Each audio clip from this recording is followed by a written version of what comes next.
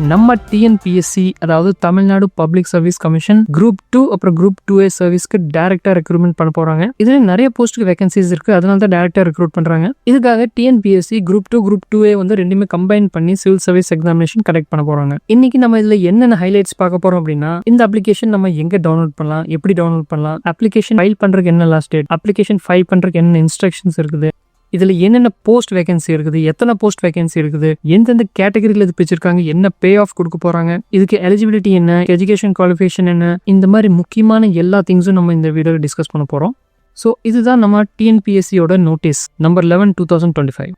இது வந்து combined civil service examination 2 group 2 and group 2A சர்வீசஸ்க்கு சேர்த்து கம்பைன் எக்ஸாம் நம்ம எழுத போறோம். இந்த நோட்டிஃபிகேஷன்ல first and foremost important point என்ன சொல்லியிருக்காங்க அப்படின்னா, all the candidates are requested to read the instruction to applicants carefully. இந்த இன்ஸ்ட்ரக்ஷன் வந்து கேர்ஃபுல்லா படிச்சு பார்த்துட்டு புரிஞ்சதுக்கு அப்புறம் தான் நம்ம அப்ளிகேஷன் ஃபில் பண்ணணும். அடுத்தது இதுல வந்து முக்கியமான டேட்ஸ் என்னென்ன கொடுத்துருக்காங்கன்னு பார்த்துடலாம்.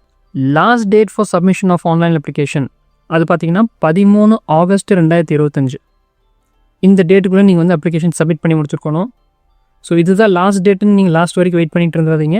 முடிஞ்ச அளவுக்கு சீக்கிரமாக இந்த ஆன்லைன் அப்ளிகேஷனை ஃபில் பண்ணி நீங்கள் சப்மிட் பண்ணிடுங்க. அடுத்தது பார்த்தீங்கன்னா ஹவு டு அப்ளை அப்படிங்கிற கேட்டகரி கொடுத்துருக்காங்க. ஈச் அண்ட் எவ்ரி திங் இந்த நோட்டிஃபிகேஷனில் டீட்டெயில்டாக மென்ஷன் பண்ணியிருக்காங்க. அதனால நீங்கள் தரோவாக இதை நீங்கள் படிச்சு பார்க்கணும். நான் இங்கே என்ன பண்ண போகிறேன்னா, உங்களுக்கு சில ஹைலைட்ஸ் மட்டும் எடுத்து காமிச்சு அதை எக்ஸ்பிளைன் பண்ண போகிறேன். மற்றபடி நீங்கள் வந்து ஃபுல் நோட்டிஃபிகேஷன் தரோவாக படிச்சுக்கணும். இங்கே என்ன கொடுத்துருக்காங்கன்னா, OTR அதாவது ஒன் டைம் ரெஜிஸ்ட்ரேஷன் வந்து நீங்கள் ஆன்லைன் அப்ளிகேஷனில் நீங்கள் ரெஜிஸ்டர் பண்ணி வச்சுக்கணும். அது பண்ணிட்டீங்கன்னா தான் நீங்கள் அடுத்தடுத்த அப்ளிகேஷன்ஸ் வந்து நீங்கள் ப்ரொசீட் பண்ண முடியும். இதில் நம்மளுக்கு அப்ளிகேஷன் கரெக்ஷன் விண்டோ பீரியட் கொடுக்குறாங்க. அதாவது 18 August 2025 20 August 2025. Application submission date பார்த்தீங்கன்னா 13/8 முடிஞ்சுது. அதுக்கப்புறம் 18/8 20/8 இந்த 3 நாள் நம்மளுக்கு வந்து கரெக்ஷன் விண்டோ பீரியட் கொடுக்குறாங்க. சப்போஸ் நீங்கள் அப்ளிகேஷன் ஃபில் பண்ணும்போது ஏதாச்சும் மிஸ்டேக் நடந்திருந்தால் நீங்கள் வந்து அதை கரெக்ட் பண்ணிக்கிறதுக்கு ஒரு சான்ஸ் கொடுக்குறாங்க உங்களுக்கு. ஸோ அப்ளிகேஷன் ஃபில் பண்ணும்போது கவனமாக பண்ணுங்க. அதே மீறி ஏதாச்சும் உங்களுக்கு மிஸ்டேக் நடந்துருச்சு அப்படின்னா ஒரு 3 days டைம் இருக்குது நம்மளுக்கு கரெக்ட் பண்ணுறதுக்கு.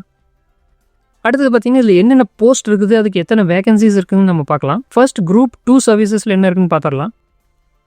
இங்கே போஸ்ட் பார்த்தீங்கன்னா கிட்டத்தட்ட ஒரு 11 போஸ்ட் இங்கே இருக்குது. அது என்னென்னா, assistant inspector, junior employment officer, probation officer, sub register grade 2, special branch assistant, assistant section officer, forester. இந்த 11 போஸ்டிங்கில் உங்களுக்கு கிட்டத்தட்ட 50 வேகன்சிஸ் இருக்குது. இங்கே ஒவ்வொரு டிபார்ட்மெண்ட் வைஸாக நம்மளுக்கு பிரேக்கப் கொடுத்துருக்காங்க. எந்தெந்த டிபார்ட்மெண்ட்டில் எத்தனை வேகன்சிஸ் இருக்குது அப்படிங்கிறது நம்ம பார்த்து தெரிஞ்சுக்கலாம். குரூப் 2ல மொத்தம் 50 வேகன்சிஸ் இருக்குது.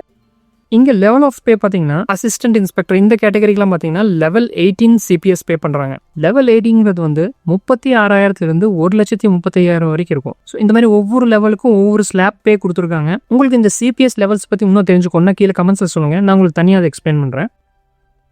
இப்போ குரூப் 2A சர்வீசஸில் என்னென்ன போஸ்ட் இருக்குது, என்னென்ன டிபார்ட்மெண்ட் வைஸில் என்னென்ன பே கொடுக்குறாங்கன்னு பார்க்கலாம்.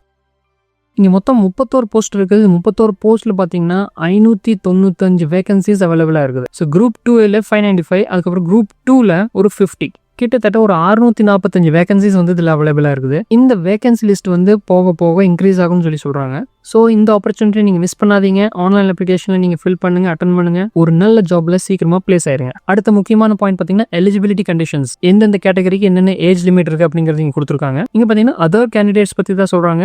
Candidates not belonging to SC, ST, MBC, DC, BC and BCM இந்த கேட்டகரியில இல்லாதவங்க தான் அதர்ஸ் அப்படின்னு மென்ஷன் பண்றாங்க. அவங்களுக்கு உண்டான ஏஜ் லிமிட் வந்து இங்க கொடுத்துருக்காங்க. போஸ்ட் பாத்தீங்கன்னா ப்ரொபேஷன் ஆஃபீஸர். ப்ரொபேஷன் ஆஃபீஸர்னா வேற ஒன்றும் இல்லைங்க, என்ட்ரி லெவலில் இருக்கிற ஆஃபீஸர் தான் ப்ரொபேஷன் ஆஃபீஸர்னு சொல்லுவாங்க. ப்ரொபேஷன் ஆஃபீஸர் போஸ்ட் கோட் பாத்தீங்கன்னா 1023. இதுல வந்து அவங்களுக்கு மினிமம் ஏஜ் வந்து 22 இயர்ஸ் இருக்கணும், மேக்ஸிமம் வந்து 32 வரைக்கும் இருக்கலாம். இதே ப்ரொபேஷன் ஆஃபீஸர் 1011 போஸ்ட் கோட்ல 26 வரைக்கும் அவங்களுக்கு மினிமம் ஏஜ் இருக்கணும், மேக்ஸிமம் வந்து 42 வரைக்கும் இருக்கலாம்.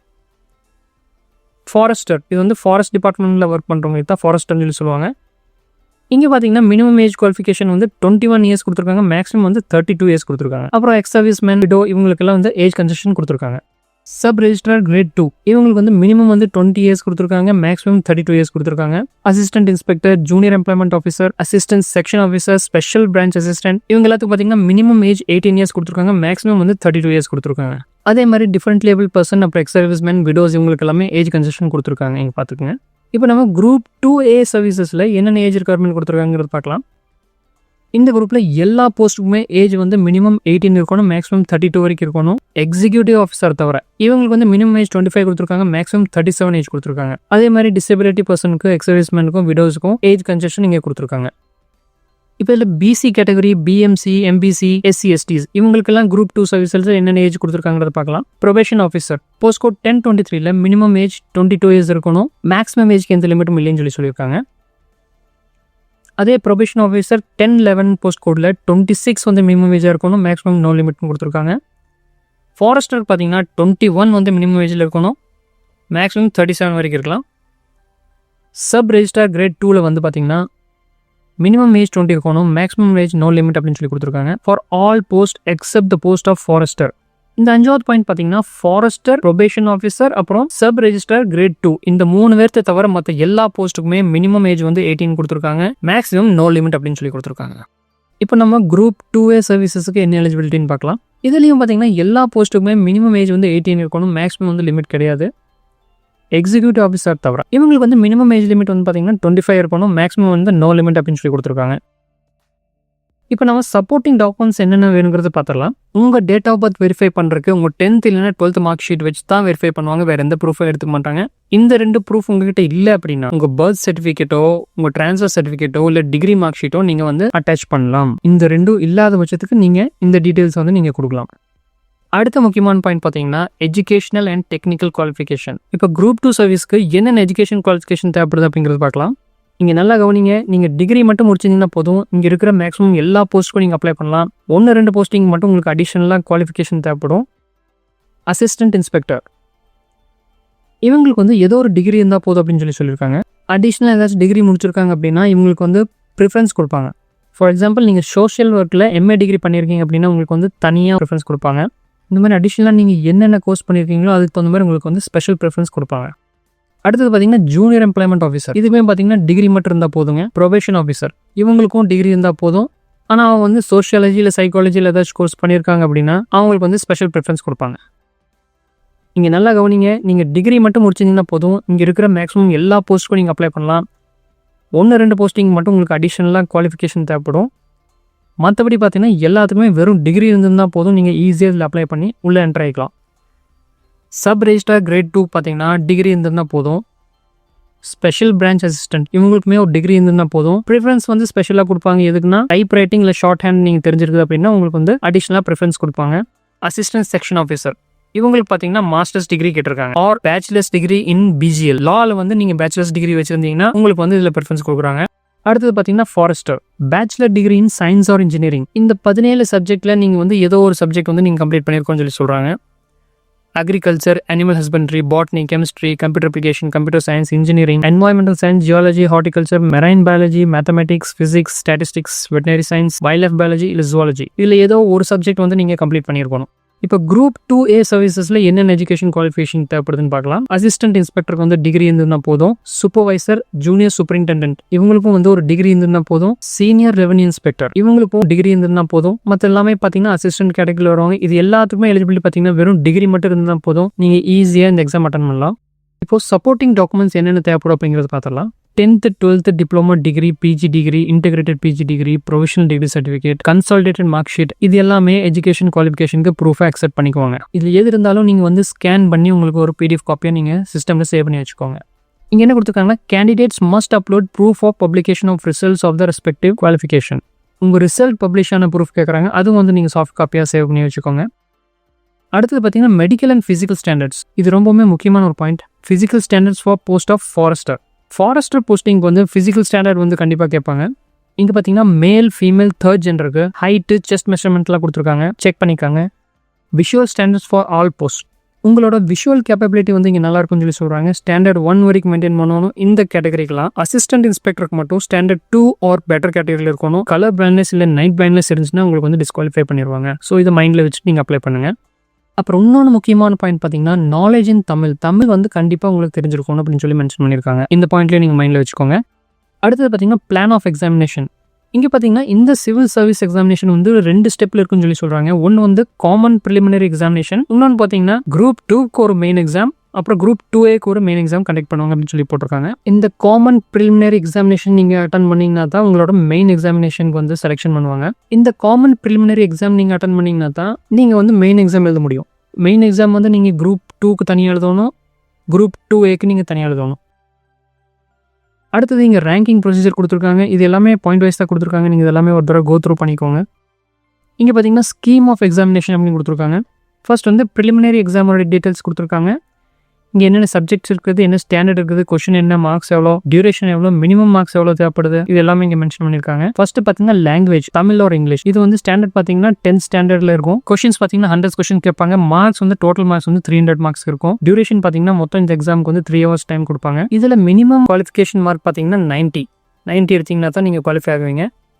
மெத்தட் பார்த்தீங்கன்னா OMRல இருக்கும். டைப் பார்த்தீங்கன்னா அப்ஜெக்டிவ் டைப்பில் தான் இது எல்லாமே இருக்க போகுது. இல்லை ஜென்ரல் ஸ்டடீஸ் பார்த்தீங்கன்னா டிகிரி ஸ்டாண்டர்டில் இருக்கும் போது இதோட மொத்த கொஸ்டின்ஸ் பார்த்தீங்கன்னா 75 கொஸ்டின்ஸ் இருக்கும். மற்றது எல்லாமே காமன் தான். அடுத்தது aptitude and mental ability test. இதுவும் பார்த்தீங்கன்னா 10th ஸ்டாண்டர்டில் இருக்கும் போது டோட்டல் மார்க்ஸ் பார்த்தீங்கன்னா 25 மார்க்ஸ் இருக்கும் போது மற்றது எல்லாமே காமன் தான். மொத்தம் பார்த்தீங்கன்னா 200 கொஸ்டின்ஸ் இதில் கொடுத்துருக்காங்க. அடுத்தது main examination for group 2 services. இதுக்கு பார்த்தீங்கன்னா பேப்பர் 1 அப்புறம் பேப்பர் 2 கொடுத்துருக்காங்க. ஃபர்ஸ்ட் வந்து தமிழ் எலிஜிபிலிட்டி டெஸ்ட், அதுக்கப்புறம் ஜென்ரல் ஸ்டடீஸ். தமிழ் டெஸ்ட் வந்து உங்களுக்கு 100 மார்க்ஸ் இருக்கும் போது, ஜென்ரல் ஸ்டடீஸ் வந்து 300 மார்க்ஸ் இருக்கும் போது, ரெண்டுக்குமே 3 hours டைம் கொடுத்துருக்காங்க. குவாலிஃபைங் மார்க்ஸ் வந்து பார்த்தீங்கன்னா இதில் வந்து 40 மார்க்ஸ் நீங்கள் ஸ்கோர் பண்ணணும். இதில் வந்து நீங்கள் 90 மார்க்ஸ் ஸ்கோர் பண்ணணும். அடுத்தது main exam for group 2A services. இதுக்கு சப்ஜெக்ட்ஸ்லாம் பார்த்தீங்கன்னா Tamil eligibility test, general studies, அப்புறம் ஜென்ரல் இன்டெலிஜென்ஸ் அண்ட் ரீசனிங். இது வந்து 10th அதாவது SSLC ஸ்டாண்டர்டில் இருக்கும். மேக்ஸிமம் மார்க் பார்த்தீங்கன்னா 100 மார்க்ஸ் இருக்கும். டியூரேஷன் 3 hours கொடுத்துருக்காங்க. மினிமம் வந்து நீங்கள் 40 மார்க்ஸ் ஸ்கோர் பண்ணணும். டிஸ்கிரிப்டிவ் டைப்பில் தான் இருக்கும். பேப்பர் 2ல பார்த்தீங்கன்னா ஜென்ரல் ஸ்டடீஸ் இருக்குது. இது வந்து டிகிரி ஸ்டாண்டர்டில் இருக்கும் போது மொத்தம் 150 கொஸ்டின்ஸ் இருக்கும். இதோட டோட்டல் மார்க்ஸ் பார்த்தீங்கன்னா 300 இருக்கும். 3 hours டியூரேஷன். மினிமம் மார்க் வந்து நீங்கள் 90 மார்க்ஸ் ஸ்கோர் பண்ணணும். மெத்தட் பார்த்தீங்கன்னா CBT மெத்தட். டைப் பார்த்தீங்கன்னா objective type. General intelligence and reasoning. இது வந்து SSLC ஸ்டாண்டர்டில் தான் இருக்கும் போது மேக்ஸிமம் கொஸ்டின்ஸ் பார்த்தீங்கன்னா 50 கொஸ்டின்ஸ் இருக்கும். Maximum mark 300 time 3 hours. Minimum qualifying marks பார்த்தீங்கன்னா 90. இதுவும் அதே மாதிரி CBT அப்ஜெக்டிவ் டைப்பில் தான் இருக்கும் போது மொத்த கொஸ்டின்ஸ் பார்த்தீங்கன்னா 200 கொஸ்டின்ஸ் உங்களுக்கு இதில் இருக்கும். இங்கே பார்த்தீங்கன்னா கம்யூனிகேஷன் டு கேண்டிடேட்ஸ். இங்கே வந்து எல்லா கம்யூனிகேஷனுமே இந்த வெப்சைட் மூலிமா தான் பண்ணுவாங்க. எல்லா கேண்டிடேட்ஸும் இந்த வெப்சைட்டில் போய் அவங்க ஹால் டிக்கெட் வந்து டவுன்லோட் பண்ணிக்கலாம். இந்த அப்ளிகேஷன் ப்ராசஸ் உங்களுக்கு வேறு ஏதாவது டவுட்ஸ் இருக்குது, இல்லை வேறு ஏதாவது கிளாரிஃபிகேஷன் உங்களுக்கு தேவைப்படுது அப்படின்னா இந்த டோல் ஃப்ரீ நம்பரில் வந்து நீங்கள் காண்டாக்ட் பண்ணிக்கலாம். எல்லா ஒர்க்கிங் டேஸ்லையும் நீங்கள் காண்டாக்ட் பண்ணிக்கலாம். 10 AM - 5:45 PM வரைக்கும் நீங்கள் கால் பண்ணிக்கலாம். இங்கே NSS கொடுத்துருக்காங்க. ஹவு டு அப்ளை ஆன்லைன் அப்படின்னு கொடுத்துருக்காங்க. வெப்சைட் பார்த்தீங்கன்னா TNPSC exams.in அப்படிங்கிற வெப்சைட்டில் போய் தான் நீங்கள் அப்ளிகேஷன் வந்து டவுன்லோட் பண்ணிக்க முடியும். வெப்சைட் பார்த்தீங்கன்னா TNPSC exams.in அப்படிங்கிற வெப்சைட்டில் தான் நீங்கள் ஆன்லைனில் வந்து அப்ளை பண்ணணும். கேண்டிடேட் வந்து OTR அதாவது one time registration process complete பண்ணிட்டு தான் ஃபர்தராக ப்ரொசீட் பண்ணணும்னு சொல்லி போட்டிருக்காங்க.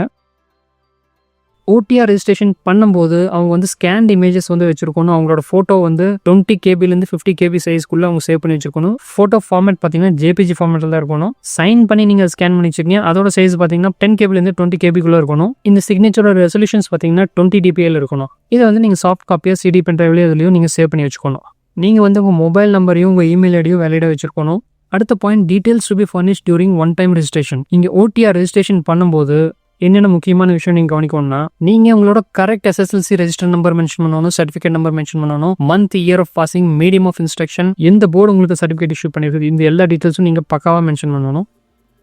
Online application. நீங்கள் எந்த போஸ்ட்டுக்கு அப்ளை பண்ண விரும்புறீங்களோ அந்த போஸ்ட்டுக்கு பக்கத்தில் இருக்க அப்ளை அப்படிங்கிற பட்டனை கிளிக் பண்ணி நீங்கள் ஒன் டைம் ரெஜிஸ்ட்ரேஷன் அதாவது OTR வந்து நீங்கள் ப்ராசஸ் பண்ணி முடிச்சுருங்க. OTR ஜென்ரேட் பண்ணதுக்கப்புறம் உங்களுக்கு யூசர் ஐடி பாஸ்வேர்டு கொடுத்துருப்பாங்க. அந்த பாஸ்வேர்டை வச்சு நீங்கள் உள்ள ஃபர்தராக ப்ரொசீட் பண்ணி உள்ள போங்க.